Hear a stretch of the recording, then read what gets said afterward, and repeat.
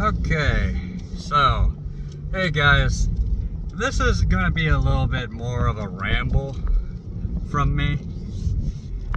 Get my thoughts in order a little bit. So, I guess I can start with the differences between the Democrats and the Republicans. Now, I'm not a Republican, so let's start with that. I have mostly conservative values, but I also have some left-leaning values too. Some of them are left over from when I was younger that maybe I will reevaluate as I get older. But a lot of them I hold on to. So I don't consider myself of either party, but I consider myself center-right, when I was younger I was more center-left. So I've always tried to stay in moderation. It's harder nowadays because people are so extreme and the system is so rigged to one side that giving someone too much attention online can promote them in the algorithm, accomplishing the exact opposite of what you want to accomplish. Usually I'll say some kind of line online to somebody and kind of just leave it there, just let the replies go as is. I might go through, make like one reply to a dude, and then like a day or two later I'll go through and then just mass reply to like a lot of the detractors on there, and then just leave it at that. And then I don't want to give them any more attention. Now I could still read their opinions and then try to form something that's more balanced. But again, with how things have gone so extreme in one direction or another, a lot of times trying to argue or debate with some of these people can just be frustrating. Just so frustrating that it's not worth it. Now, this is not just for people on the left. This is also for people on the right who can cause a whole host of headaches. This includes Ron DeSantis fans, for example. Now, I got nothing really that against Ron DeSantis. At least I didn't at first. So, let me back up for a second. Let's talk about the difference between Democrats and Republicans. Now, I'm not talking about policy points or what they actually believe.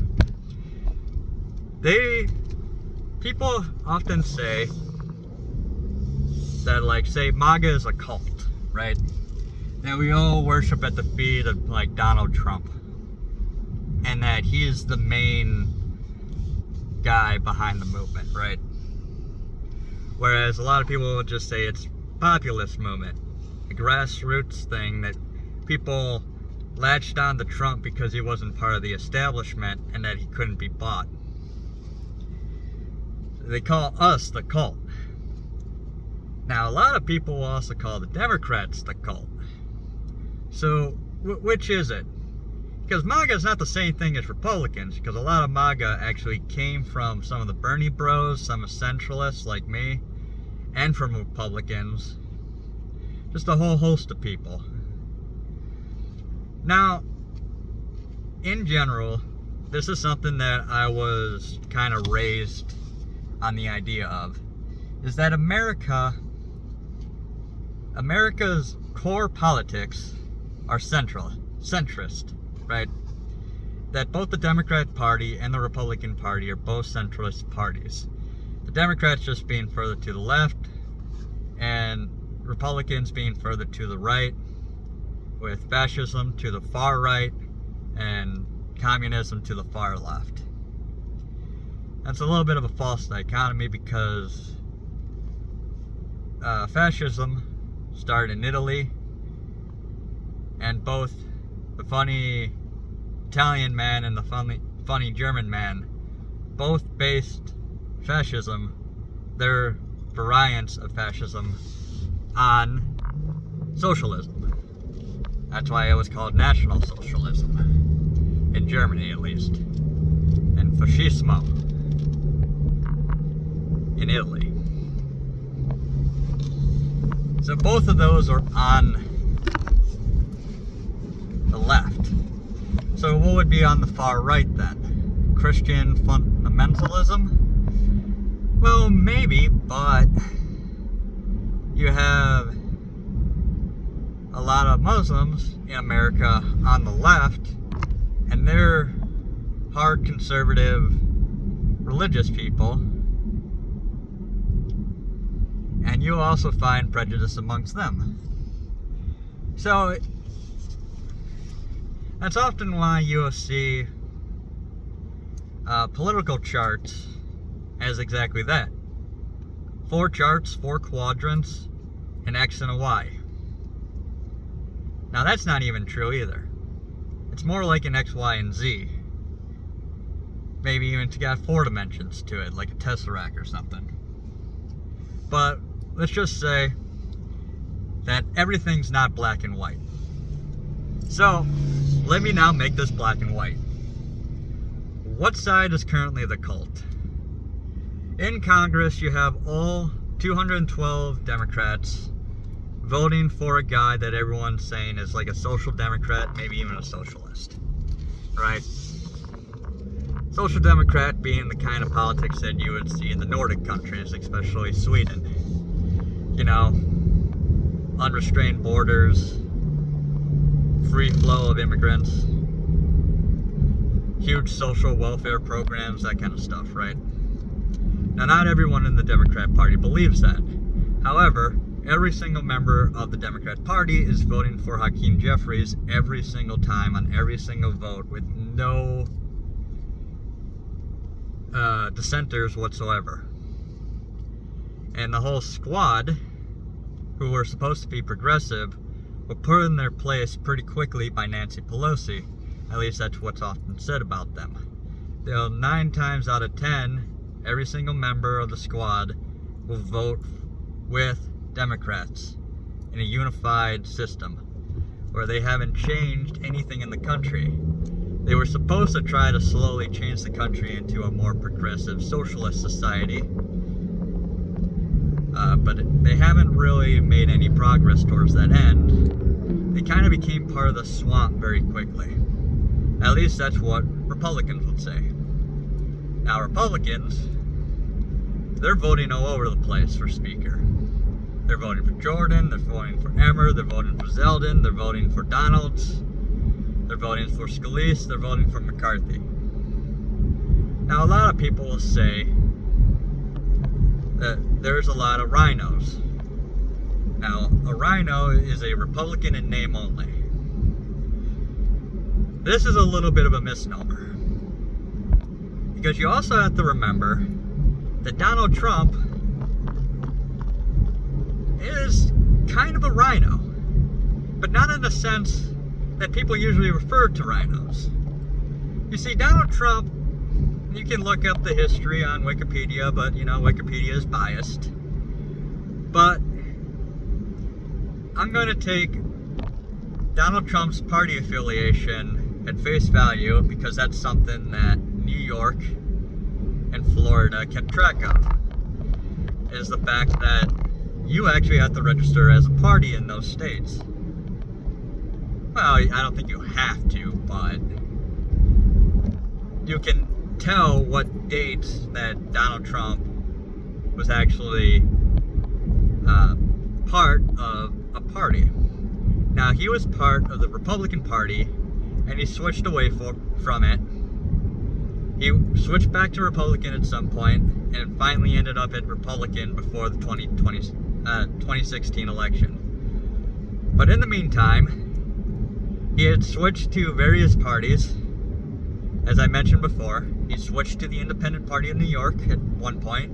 He switched to the Democrat Party, and he switched to the Reform Party, which eventually became part of the Alliance Party, which has kind of gained momentum for a while when it sucked up the Independent Party of New York, but then the Independent Party of New York unaffiliated with the Alliance Party, in a similar fashion to how 4 of the Libertarian parties in the States unaffiliated with the National Libertarian Party, or the coalition of libertarian parties of states, basically, is what it is. So Donald Trump, if you're on the left, people on the left will say Donald Trump was trying to find the party that was easiest to fool, easiest to manipulate. Well, that's not the Republican Party. If you're on the right, you will say that Donald Trump was trying to find the party that best fit his values, which is more like a classical liberalism. Not like Bill Maher, but more like conservatism from the Reagan era, which was still more progressive than the decades before that, without the kind of religious tinge to it. It came more during Reagan's second term, when his wife was kind of in charge, because Reagan was suffering from dementia, kind of like Joe Biden is now. But they were able to hide it easier back then, since there wasn't things like social media, and, you know, it wasn't obvious that someone was running the president's Twitter feed. So, if we take the left-right spectrum at face value, that the left has everything from communism to classical liberalism, and the Republicans, so that was the Democrats, the Republicans have everything from something along the lines of classic liberalism all the way to like Christian fundamentalism. Again, not exactly true, but let's just go with it for now. The Democrats, despite having progressives, despite having socialists, despite having social democrats, despite having classical liberals, and what would have been considered more classical Democrats, some of them being racist, like the Democrats of old, all have voted unanimously for Jeffries and will band together on a lot of bills. Whereas the Republicans will often talk about bipartisanship, working with Democrats to pass spending bills that might not have the best interest of the people at heart, especially on the case that a lot of Republicans were being funded by FTX. You know, the guy who was buying up all the crypto, laundering money through Ukraine, spending the money on Democrat campaigns for the most part. He was also spending some money on Republican campaigns. This is why a lot of these people are saying that these Republicans are rhinos and they've been bought. Is that true? It's hard to tell. It is hard to tell, because you gotta remember that Teddy Roosevelt also took campaign donations from his political rivals, but he still busted up unions. But at the same time, on a retrospective, he didn't really bust up as many monopolies as history likes to say. So was he bought? Well, is every politician bought or not? Because while Trump gets most of his donations from small-time donors, he still gets a lot of donations. So the people have a say in what he's doing. And he has to kind of go along with the majority opinion sometimes, which he would probably be happy to do anyways. God, this guy freaking braking ahead of me. Anyways,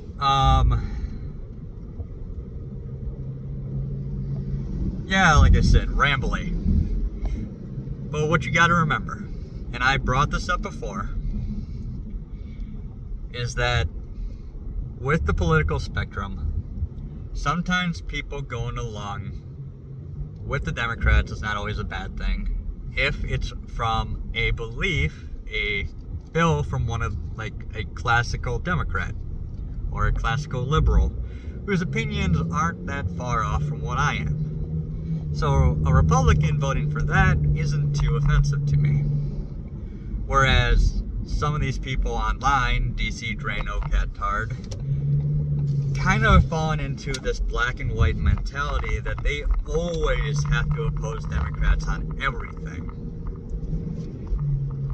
And for the most part, I agree, just because since Democrats are so united, cultish, that they keep voting for every Democrat policy, no matter how progressive, left-leaning, and socialist it is, that a lot of times Republicans should go against it just to keep the needle from swinging too far to the left, because a lot of people in America are sick of it. So 9 times out of 10, Republicans just shouldn't go along with what Democrats are doing. And another half of those, so it'd be like 18 out of 20, and 1 out of 20, Republicans do go along with it, and a lot of the constituents think they shouldn't. Now, there are some things that unite us: keeping the government open, having a speaker, stuff like that.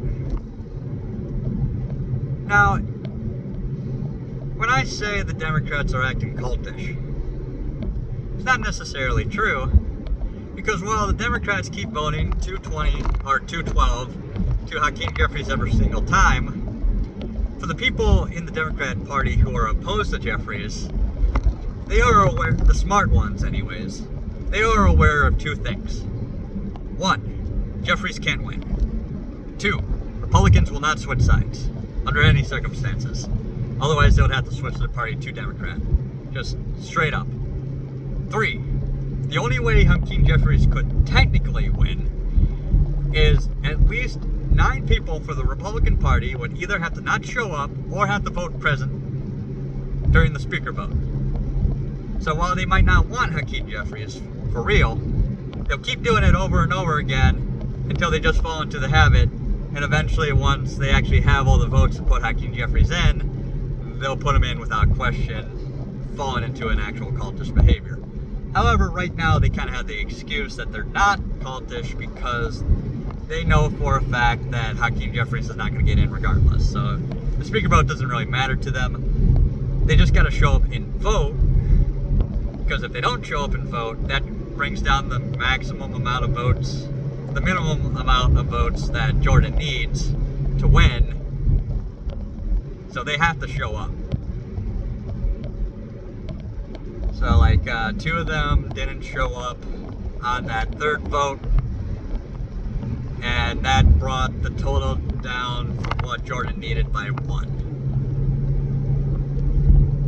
And that was a safe bet for them because, well, there were already 20 people not voting for Jordan, and people expected that more people would vote against Jordan. Okay, so that explanation out of the way. People say that McCarthy, Scalise are rhinos. Are they? McCarthy voted with Democrats a huge percentage of the time, like 48% or something like that, pushing through leftist agendas in a bipartisan manner. I could argue that he had to keep the government going, and then he believed that he's playing the long game and that he's trying to keep up a good relationship with Democrats so that they won't go after him, while at the same time, perhaps he knows some of these policies will hurt America, and he goes along with it because he knows it will hurt Joe Biden and therefore help Republicans win in 2024, if you have the worst possible opinion of McCarthy, at least from a left-wing perspective. A right-wing perspective will see him as a rhino or a traitor. The same thing with Scalise. Now, Scalise was shot by a left-wing extremist a few years back at the baseball game. I can't remember, I think it was Shifty, who saw the gunman go in, and the gunman asked, hey, is this congressional, baseball game? And he was like, yeah. and then they just ignored it and walked away to their car, and then the guy went up and shot up the place. I don't think Schiff actually meant for someone to get shot. I think he was just stupid, and he should have reported the stranger to the police. Why strangers were even allowed to walk up to the Congressional baseball game in the first place is beyond me, but whatever. So, Scalise was the guy who got shot by the left-wing extremist, and he survived. So a lot of people believe that he would be better than McCarthy. And let's face it, McCarthy is a very intelligent man. He is very well spoken, very intelligent, not going along with what the constituents wanted. Scalise probably would have been marginally better simply because he is personally almost been killed by left-wing extremists and therefore would take a slightly harder stance against them. But he doesn't blame the Democrat rhetoric for it, despite the fact that people like Maxine Waters stoked the flame of violence in BLM and Antifa. And that he probably should fight against that a little bit harder. Jordan, on the other hand, was part of the Tea Party movement. Now, as you recall, I mentioned this before, the Tea Party movement got subverted by socialists who tried to take it over with the LGBT stuff and a whole bunch of other woke stuff. And it became a fractured movement that became very difficult for the Tea Partyists to do anything. And then a lot of the Tea Partyists were hunted down, basically, arrested, fined, not disappeared, but basically intimidated into silence. And a lot of them either let it go, got sick of the whole movement because of the infiltration, or maybe in jail, switched to Trump, or just got sick of the whole thing and just opted out of politics. Jordan was never subverted, but he was part of that counterculture, counter-revolutionary agenda, I guess you can call it, and stuck by it. And he is hard on going after Democrats, especially Joe Biden. However, this is the part where I disagree with a lot of right-wing pundits. And I feel like I'm screaming into the wind on this. Because I made comment after comment on Twitter. I made videos on it that barely get any views, that don't get any likes. But deep down, I know this is true. Is that Jordan is not a good consensus candidate because he's not making concessions. Now, according to DC Drano and Cathart, he shouldn't make any concessions because he would have to be making concessions to the rhinos. They were okay, kinda, with McCarthy getting in because he made concessions to the America First, Freedom Caucus, MAGA wing of the party. Well, but they don't want it to go the other direction. They want Jordan to only bring in MAGA, Tea Partyist, populist agenda to the House floor and not make any concessions whatsoever. Now, like I said, Buchanan voted against Jordan starting in the second round. He is part of the Freedom Caucus. John James, well, you might call him MAGA, but he was one of the first Republicans to endorse Donald Trump for 2024. And he's from the purple state of Michigan, where I'm from. And he's from a purple district in that state, from where I'm from. One that's very close, but not quite, Metro Detroit. Now they want to primary both these guys, despite them having endorsed Donald Trump. And they just refer to all 25 as traitors and rhinos. Well, I didn't check the 3 that turned against Jordan in the 3rd round, but at least 6 from the 2nd round, the 2nd and 1st round, which was 24 altogether, because 2 of them voted against Jordan in the 1st round and then voted with Jordan in the 2nd round. So the 24 of them, out of 24, a quarter, 6, had endorsed Trump for 2024, according to Wikipedia. Now, I haven't looked at their records, but as I said, I kind of fall into the consensus that Buck and Bacon are rhinos. But saying that all 25, 27, whatever number you want to pick, are rhinos and they need to be primaried, and the other 75 that voted against Jordan in the secret ballot need to be found and primaried and are rhinos, you have to remember John James, MAGA, basically said, and I'm extrapolating from what he put on Twitter, so maybe I'm giving him a little bit too much credit. Let's just put that asterisk on that. He basically said that due to the logistical system and the supply network,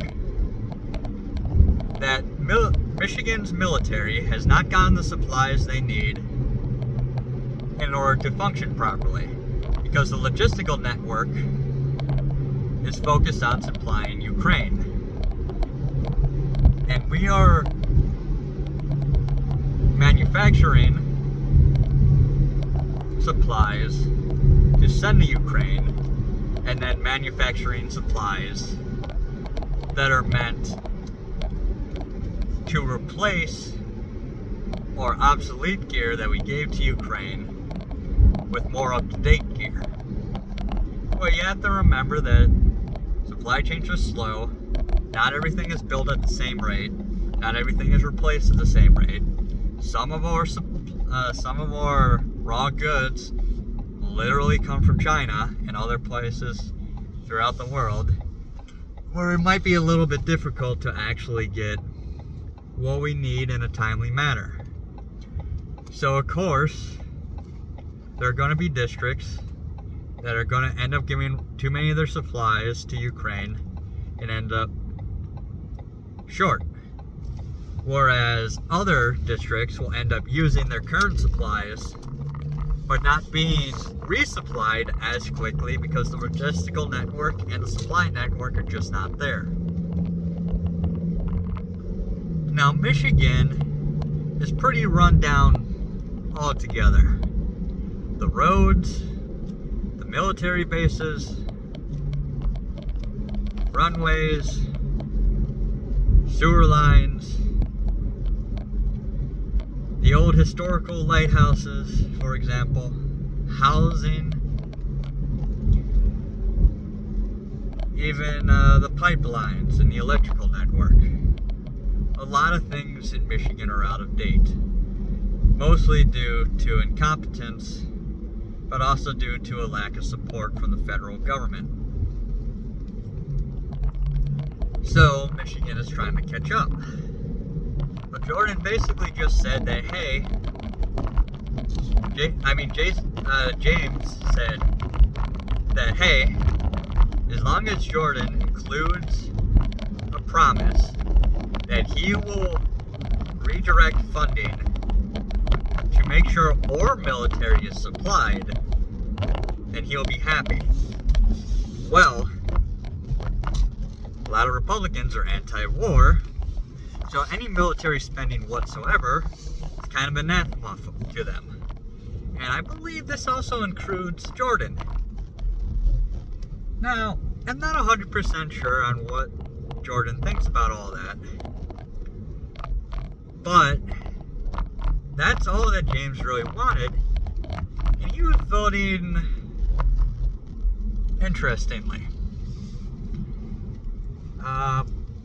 can't remember who he voted for in the first round.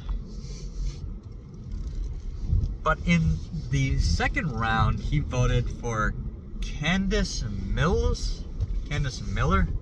Can't exactly remember her name. According to my mom, this woman might be a good choice to be governor of Michigan. Not sure about that. I haven't looked into her politics. And in the third round, he voted for Byron Donalds, who is definitely not a rhino. Now, it occurs to me that it doesn't really make any sense for DC Draino to be calling James a rhino when he's voting MAGA, when he's endorsing MAGA. When all he wants is, well, it's a Michigan First policy, but in reality, by him putting out there that, hey, Michigan's military is running out of supplies and needs support and needs some buildings being reconstructed, being fumigated, and that we're running out of ammo and that we need more military exercises and everything. That's an American First policy, to make sure that our defense is kept up to date and that make sure our training is up to date in case we go to war. That is like the definition of Make America Great Again. So it's like, it doesn't make any sense for DC Draino to be like, primary this guy, he's a rhino. Take him down. Just eliminate him from the party. Just completely annihilate him. It's an oversimplification. It's why I say that people are seeing things as black and white. And while I kind of get there too sometimes, I also try to keep in the perspective that not all Democrats, right? Spanberger fought against Nancy Pelosi and against the progressive agenda. James is MAGA, and he didn't support Jordan because Jordan wasn't putting America first in some regards. Now, Jordan might still win, but a lot of people saw Jordan losing more and more votes every single time, and they had their doubts, but they wanted to show a unified front. So they voted for Jordan in public, but in private, they're like, listen, like, you just can't get this vast array of different opinions on your side, and you can't get these people to come to a consensus that you are the guy for the job. Therefore, we're going to vote against you. We're not going to humiliate you in public, but just do something. You got to change something, or you got to call it quits. Now they're trying to put Byron Donalds in, which, as far as I'm aware, Byron Donalds is more MAGA than Jordan is, because Jordan isn't MAGA. He's a Tea Partyist, which you can say is proto-MAGA, sure, but it's not the same thing. It's a spectrum. Even the MAGA guys don't agree on everything. I'm MAGA. DC Draino is MAGA. Catard's MAGA. And like I say, I keep going against the grain on that. So, would they put Byron Donalds in, who is MAGA, while Jordan is a Tea Partyist? I have my doubts. And a lot of Republicans are not going to go with, well, if you don't vote for Donalds, you're a racist. And since the Democrats are already voting for Hakeem Jeffries, who's black, you can't humiliate them to vote for Donalds, because that wouldn't work anyways. Because you can't call them racist and humiliate them, smear them like that. But we could throw it in their face and make Byron Donalds into the first black speaker to stick it to the Democrats. Which some of the rhinos, if you want to call them that, and some of the more hardliners might agree with, in order to push it, to actually to actually stick it to the Democrats, to make the first black speaker a black Republican, because the first black congressman was also a Republican. So they would make the Republican Party the party of first. Now, you also want to keep in mind is while I agree that Joe Biden should be impeached, you have to see it from the perspective of the Republicans. That even if every Republican agreed that Joe Biden had done something illegal, that he had done something so far off the trail that it was clear and evident that Biden was especially corrupt, especially stupid, and got caught, unlike the majority of people who are corrupt, that he deserves to be impeached. A lot of the Republicans realize that even if they impeach Joe Biden, while it would even up the playing field a little bit with Donald Trump's 2 impeachments, which he was never impeached, he got put up for impeachment, which was shot down by the Senate.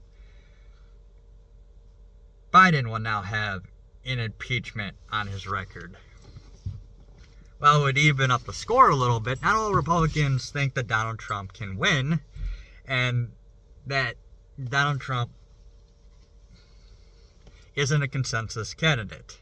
Now, Donald Trump should win because it would stick it to the uniparty, to the corruption, to the swamp, to the justice system that's corrupt.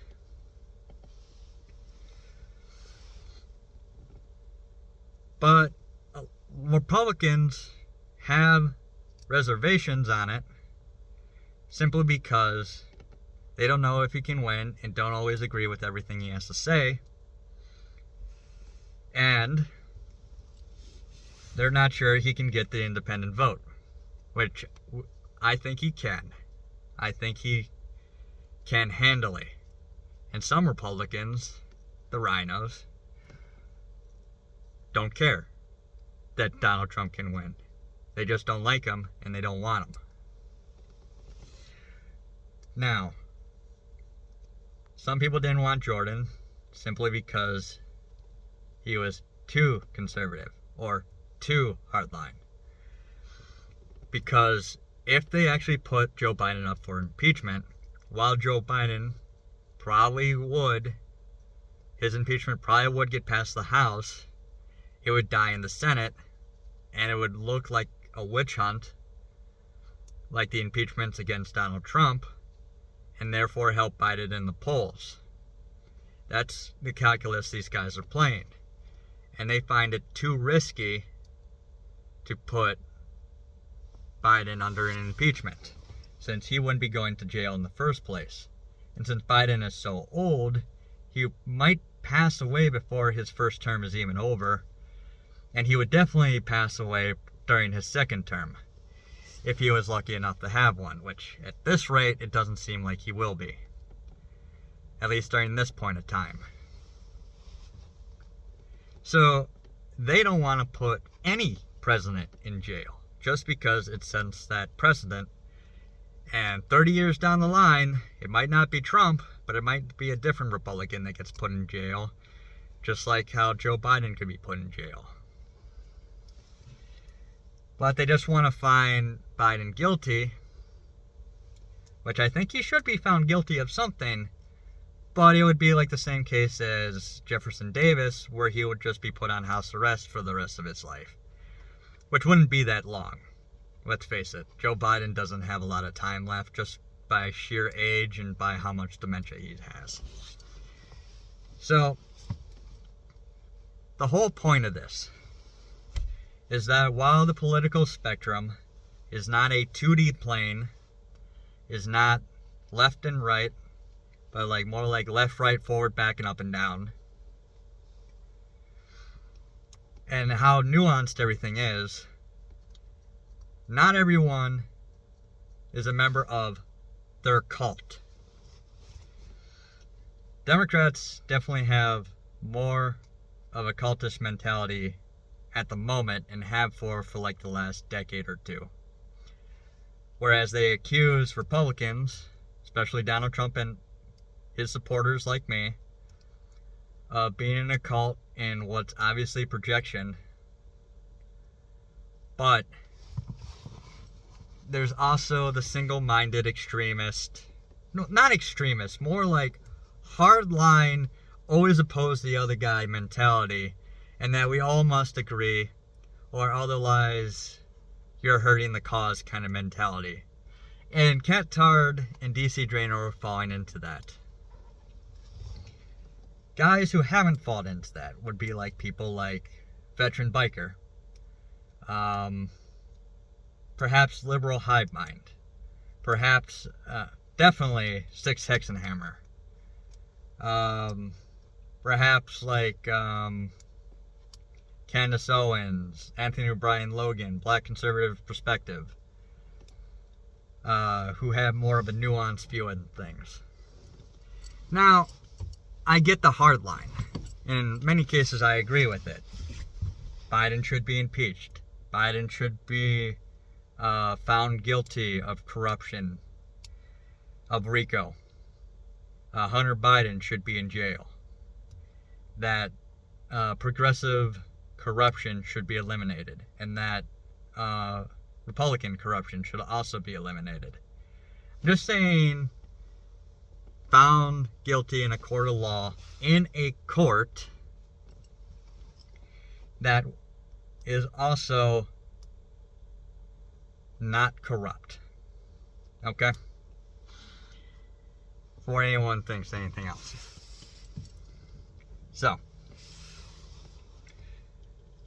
there's a long way of saying, not all the 25 are rhinos, not all the 100 that voted against Jordan are rhinos.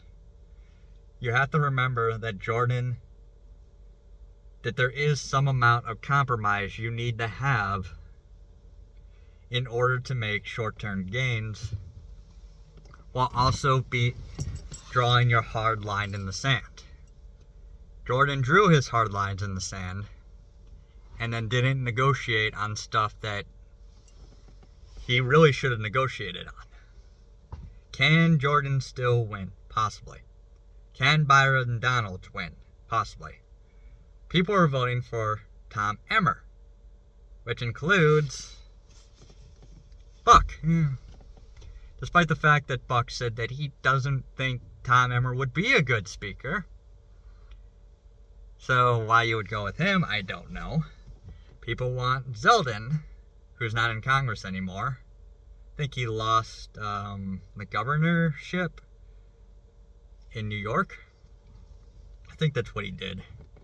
And then you have people who want Donald Trump, but Donald Trump basically said that, hey, if you want to vote me in, it's not really my thing, but if you want me to be a temporary speaker, I'll do it.